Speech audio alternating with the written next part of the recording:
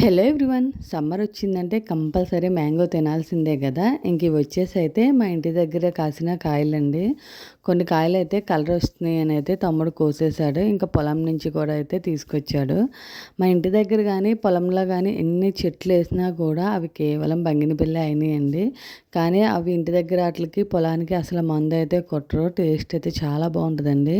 ఇంకా కాయలన్నిటిని కూడా ఇలా గడ్డి పేచేసి అయితే గడ్డిలో వేసి పైన గడ్డి వేశారు. ఇలా అయితే కాయలన్నీ ఒకేసారి పండవు, ఒక్కొక్కటి పండుతూ ఉంటాయండి. ఇంకా బ్యాటరీ అవి కూడా ఏమి యూజ్ చేయరు, అవి న్యాచురల్గానే పండుతాయి. టేస్ట్ అయితే చాలా బాగుంటుందండి. ఇంకా అన్నీ తయారయ్యాకే కోసుకొచ్చారు కదా, ఇంకా సెకండ్ డే నుంచి కూడా పండటం అయితే స్టార్ట్ చేసినాయండి. ఇంకా అట్లా చెక్ చేద్దామని చూస్తే నాకైతే ఇది 3 కాయలు అయితే దొరికినాయి. ఇంకా ఉన్నాయి కానీ అవి వన్ సైడ్ అయితే పండలేదు.